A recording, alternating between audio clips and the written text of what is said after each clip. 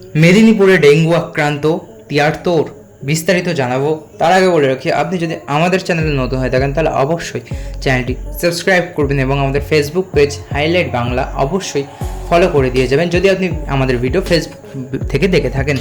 আসুন জেনে নেওয়া যাক বিস্তারিত। পশ্চিম মেদিনীপুর জেলায় ডেঙ্গু জ্বরের প্রাদুর্ভাব ভয়াবহ রূপ নিচ্ছে।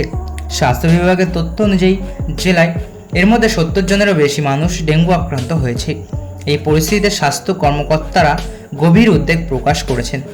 জেলার বিভিন্ন ব্লক ও পুর এলাকায় ডেঙ্গু রোগীদের সংখ্যা দিন দিন বাড়ছে বলেই জানা যাচ্ছে। নারায়ণগড়, পিংলা সহ প্রায় সব ব্লকেই ডেঙ্গু আক্রান্ত রোগী পাওয়া যাচ্ছে। তবে প্রতি বছর বর্ষা শুরু হতে ডেঙ্গু আক্রান্তের সংখ্যা বাড়ছে।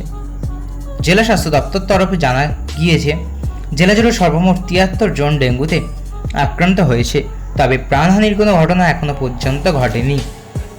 জেলার মধ্যে সবচেয়ে বেশি প্রভাব পড়েছে পিংলা ব্লক এলাকায়। ওই এলাকায় 10 জন আক্রান্ত হয়েছে। ডেবরা ব্লকে 1 জন আক্রান্ত। প্রতি সপ্তাহে 1 জন করে আক্রান্ত হচ্ছে পিংলা ও নারায়ণগড় ব্লকে। পাশাপাশি মেদিনীপুরের পুরসভা 4 জন মশাবাহিত রোগে আক্রান্ত হয়েছেন। এ প্রসঙ্গে পিংলা পঞ্চায়েত সমিতির সভাপতি নিমাইশি বলেন, পশ্চিম মেদিনীপুর জেলার মধ্যে পিংলায় ডেঙ্গুর প্রাদুর্ভাব দেখা গিয়েছে।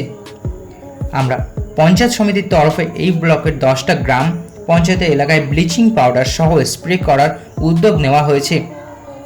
তিনি আরও বলেন, এলাকাবাসীরও নজর রাখতে হবে যাতে কোথাও কোনোভাবে জল না থাকতে পারে।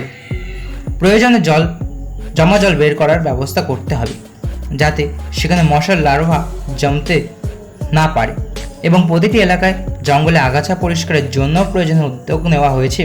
আমরা আশাবাদী এলাকায় মানুষ সচেতন হলে ডেঙ্গুর প্রভাব অনেকটাই কমবে।